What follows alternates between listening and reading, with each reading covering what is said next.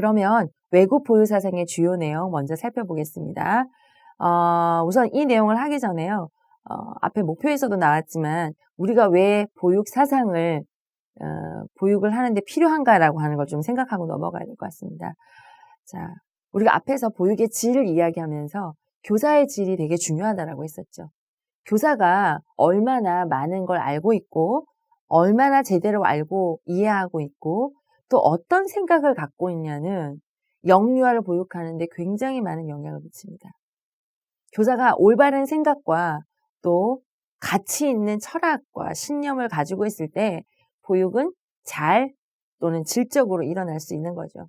그래서 여러분도 이제 교사가 되기 전에 내가 왜 교사가 되려고 하는가? 내가 왜 교사인가? 나는 어떤 교사인가? 어떤 교사가 되고자 하는가라고 하는 자신의 소신과 철학을 세울 필요가 있습니다.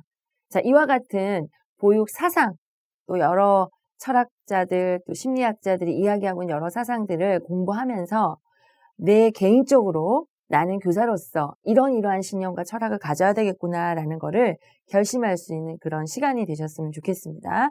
네. 자, 영유아를 어떻게 보육할 것인가 방금 전에 제가 이야기했는데요. 이거는 영유아를 어떠한 존재로 보는가, 어떠한 존재를 보는가, 어떤 관점으로 보는가, 이게 바로 철학이죠.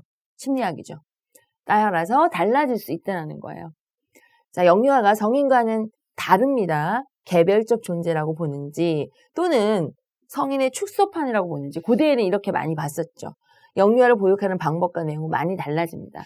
너는 앞으로 커서 어른이 될 존재, 그러니 아주 미숙한 존재 이렇게 보는지 야 너는 너만의 세계가 있고 너 또한 지금 능력이 많은 아이야 라고 보는지에 따라서 달라진다는 거죠. 영유아를 어떻게 보는지에 대한 생각과 태도는 과거 사상의 뿌리가 있습니다. 그래서 사실은 교사가 너무 보육실에서 하는 어떤 실제에만 급급해서 공부를 하기보다는 마음과 정신을 다지는 게 되게 중요하고요. 그게 바로 이런 사상 공부를 통해서 일어날 수 있다는 거죠.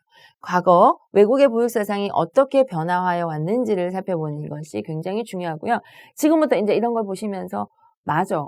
저렇게 생각해야 되고 저런 것들을 내가 교사가 되었을 때 실천하고 저렇게 아이를 봐야 되겠어라는 걸 한번 다져보시기 바랍니다.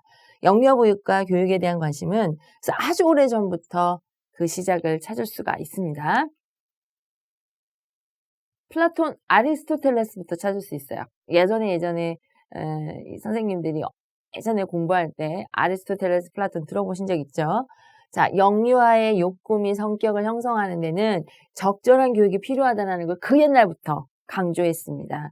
그래서 아이가 자신의 욕구를 잘 해결하고 좋은 건강한 성격을 형성하는 데는 적절한 교육만한 게 없다라는 거죠.